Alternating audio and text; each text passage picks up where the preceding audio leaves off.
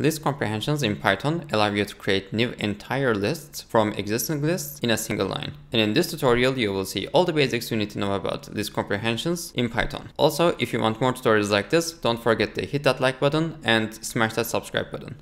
With that said, let's get into the video. So one of the first things we should know about list comprehensions is that we need an initial list to modify and create a new list. So let's see that with an example. So now that we have an initial list we can modify, we can start creating our list comprehensions. And as you will see, we will be able to apply a variety of transformations to these existing list items, as well as filtering them in just a single line in a highly readable code. So let's start with an example.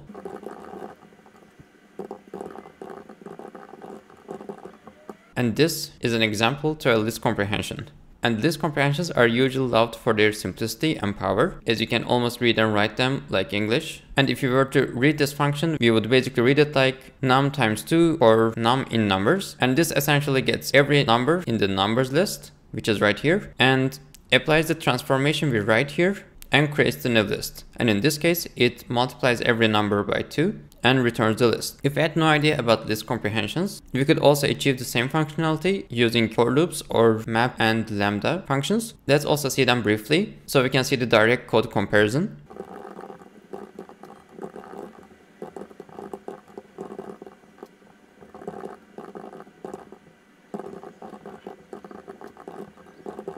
And these are, as you can see, two other ways of achieving the same functionality, which is to double each and every item in an existing list and creating a new list from that.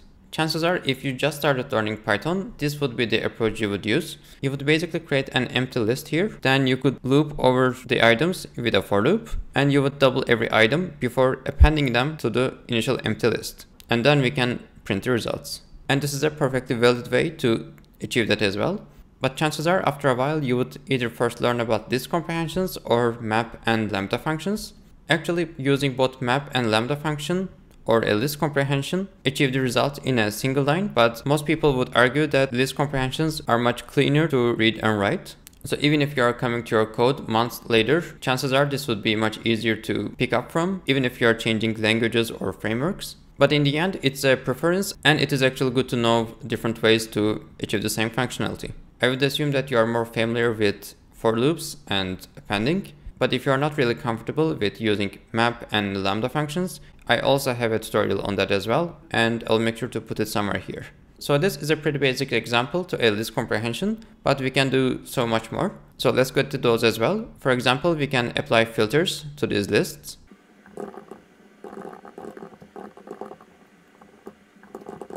And we can achieve this like so. So in here, after writing the for loop, we are giving an if statement here, like this, and we can write whatever condition we want to filter for, and it will be added to the list. In this example, after filtering the list from the numbers list, we didn't apply any transformation and directly use the same values to create a new list, but this doesn't have to be the case. We can always write an expression here to apply the transformation we want.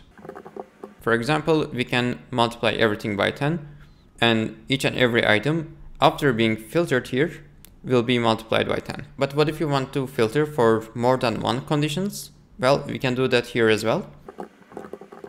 For example, let's say we want to keep only the numbers that are larger than 3, and then we want to apply this transformation. So when we write multiple conditions here, along with a for loop and an expression, we get each number from this numbers list and apply these two conditions. And this is basically a regular if statement. So only the even numbers that are higher than 3 will pass, and whatever transformation we apply here will be applied to those. In this case, only the number 4 passes, so only the number 4 got multiplied by 10, and we print it here. It's great that we can do all these things in a single line, but we can actually do more than that.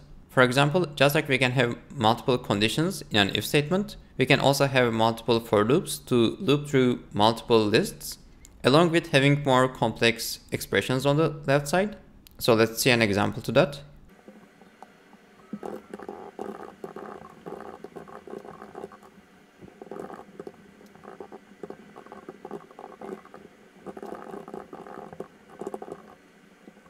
So in this example, we have a numbers array and colors array, and for some reason in our program, we want to mix and match all the combinations that we can have from these two arrays or two lists.